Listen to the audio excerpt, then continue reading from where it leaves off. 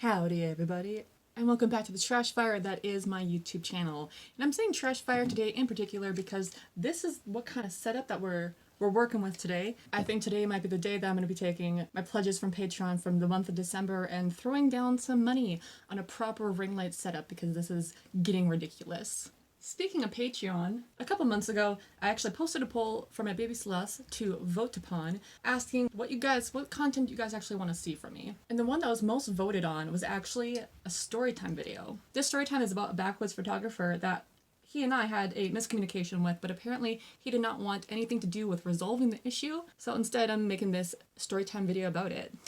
And I hate the Storytimes that are like, you can tell like things are being left out, things are being exaggerated. And this happened like over 2 years ago. So I wrote this script like gradually throughout, a couple months. Like I probably started it 2 years ago. I recently got introduced using a brush with my concealer and I will never go back. So 2 years ago, I moved from Colorado to Minnesota, back to my home country, my roots, if you will. And this was like when I was first in like the prime years of like me starting my cosplay journey.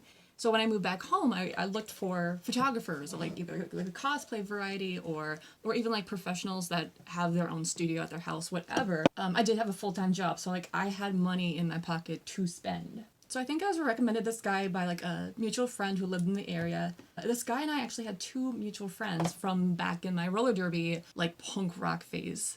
When I was like 19, 20 years old.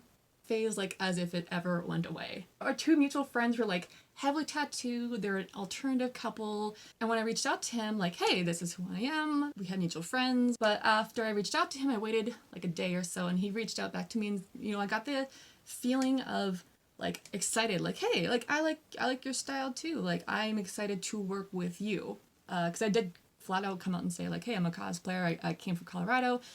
Back when I lived in Colorado, I don't know if I told them this or not, doesn't matter, but when I lived in Colorado, I more or less I was like introduced to photographers, and like the two or three I worked with, like it was kind of like that situation where you just run into them at a convention and then you connect with them. I know one for sure, like I ran into at a convention and then I just bought prints, or the rights for those prints that he took of me at said convention. So this was like the first photographer I actually like reached out to.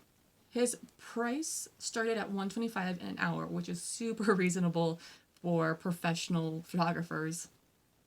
He did say that he was selective on his personal creative projects, but he's not fueled by money. And I'm over here like, it's all good, dude. Like, you may not be fueled by money, but like, I'm a creative myself. I want to support other creatives. And this is the problem I have with like shitting on social media influencers. Because it's kind of like the cool thing to do now, because yes, there's plenty of social media influencers that are super entitled. I don't think I know any social media influencers, and I'll tell you why. Because I only associate myself with creatives. He did have a Facebook page as well, and I saw that he had like his own studio space that he rented. It was really nice, it was renovated, it fit the aesthetic that he was producing. It looked very professional, so obviously I'm expecting professionalism. So I gave him a brief background in my modeling career. No, not even that. Like I gave him a brief background in like my work with other photographers when I lived in Colorado. Prior to living in Colorado, when I lived up here, I was more of like, I was a photographer myself. I just took pictures of my friends for kicks and giggles, and I went to Colorado in hopes to kind of expand my portfolio, and I ended up becoming a person in front of the camera as well. And now I'm both. So at the time, 2 years ago, I was almost certain that there was almost zero cosplay photographers in the area. You'd have to go to somewhere like Minneapolis to get someone if you wanted cosplay photos. So I did disclaim to him that like this would be a great introduction for you to get into the community, just to kind of like expand your palette. I'm sounding like I'm pitching it to him now. I don't want to be pitching it to you guys, the audience. But as a creative, you always want to have a good first impression because word travels quite easily. So him and I working together, I did pitch to him that, hey, if we work together, this could introduce you to like the world of cosplay, and you could possibly get more clients because you get a little bit more exposure. And because I was guesting at a convention that was in his area just like a month after this, I expressed to him like this would be a great way to get your name out there. This is no means me being like, well, I'm doing you a favor. Because I'm not. Ever since I've been up here in Yee, Minnesota country, my main goal has been to weave together a tight-knit community. Hey, look, my mirror. I gotta get rid of this and get another one. It's always been like to weave together a closer knit nerd community. Because there's not a lot of us up here. It's a lower population and people are more scattered about rather than living in a place like Denver or Minneapolis where there's a lot of nerds all together and it's pretty easy to find each other. So me offering this gentleman to come into this world, it means like we would have another photographer that cosplayers could reach out to and ask to get pictures done, and he could generate business, and conventions could have another photographer partner that they could reach out to and maybe hire.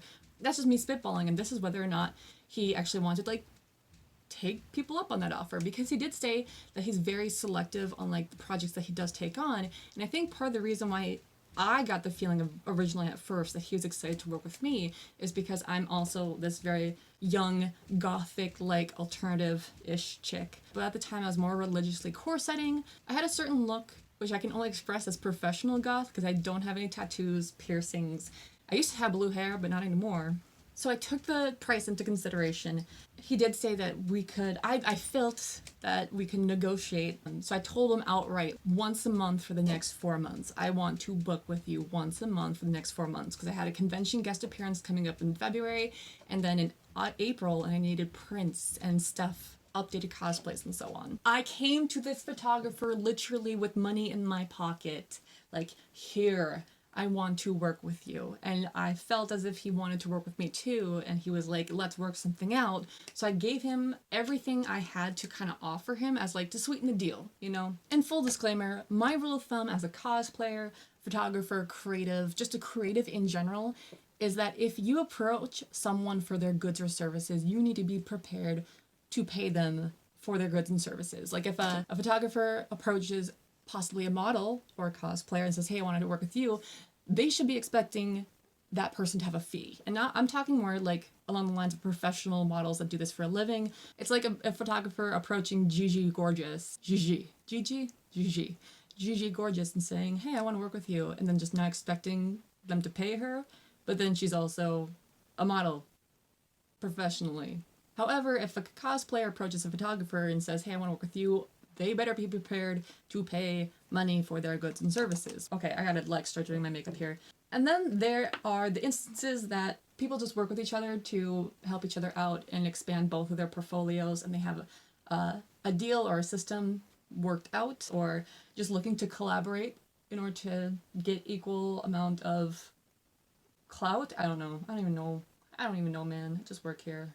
Because I kind of thought we had like this pretty, I don't want to say a good relationship started, because like this was just a couple messages exchanged, but because I just got the vibe that like he was a good guy because we had mutual friends. I would be driving to him. It would be about a 3-hour drive, 175 miles in winter in northern Minnesota, which is the 4 coldest months of the year, which doesn't have anything to do with whatever, because if there's a snowstorm or whatever, I wouldn't go to him. But also it's like hazardous conditions, just bearing the elements any day of the week in those 4 months of the year. I can't help where I live. I live in the boonies. It would be a 6-hour drive round trip. That's an entire day carved out in order to do a photo shoot. I just can't justify 1-hour session at $120. And this is probably where I started digging my own grave by that phrase, because I don't know, if I was in person with this guy, he probably wouldn't have taken it the way he did, but I'm sure possibly he's had these social media people come to him expecting free stuff in exchange for publicity, advertising, I don't know, what have you.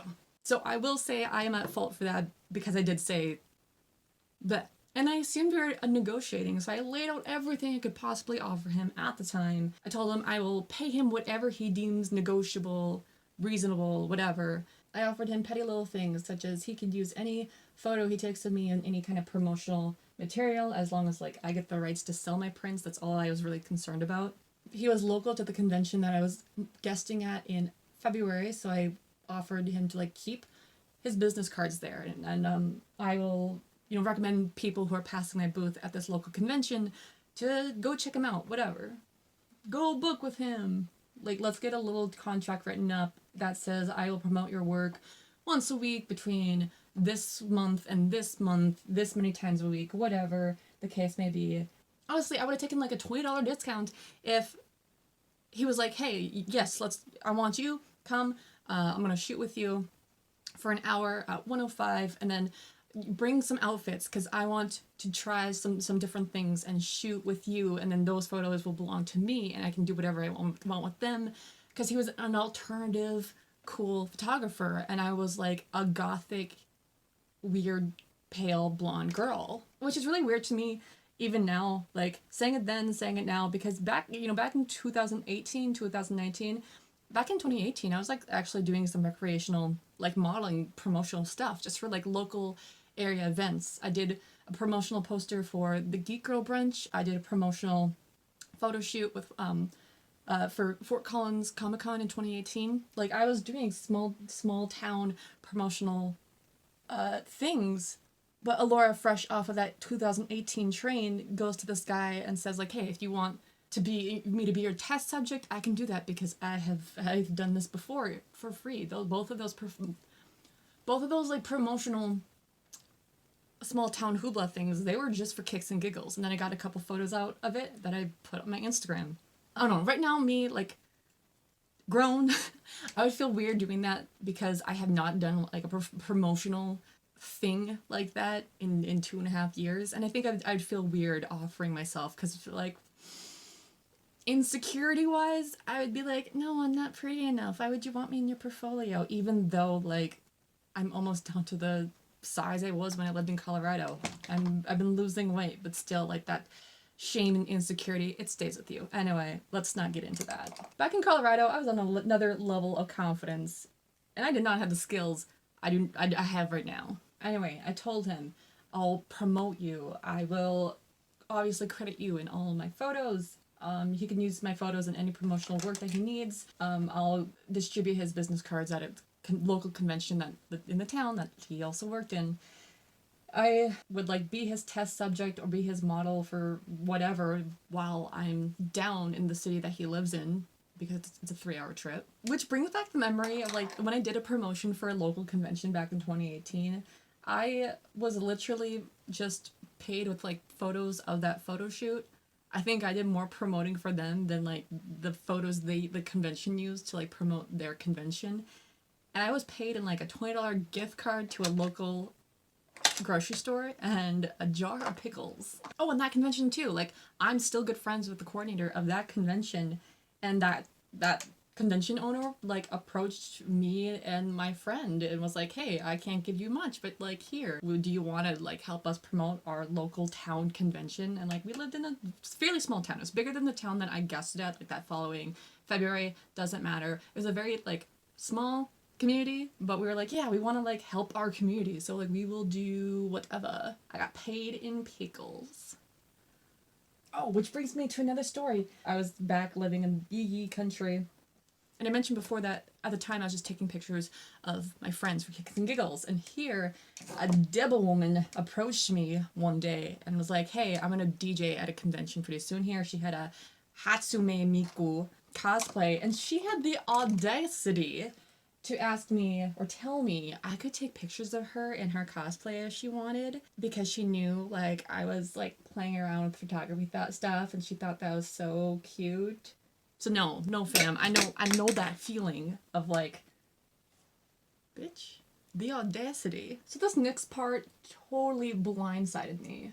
I sent out that message telling him I want to work with you once a month for the next 4 months. Like, let's book a date. You have a confirmed client here. You have confirmed work as you're going to be employed for at least one day for the next 4 months, because whatever you want to come back at me with, I will agree to pay. So I sent out that message with the blessing, like, yes, I actually have someone who could like be my photographer, and I'm going to send this out, and he's good, he's professional, and I'm just like so excited. I'm like, whatever he comes back with, like, let's do it. I want to create a good work relationship with this one creative person in this hillbilly hell.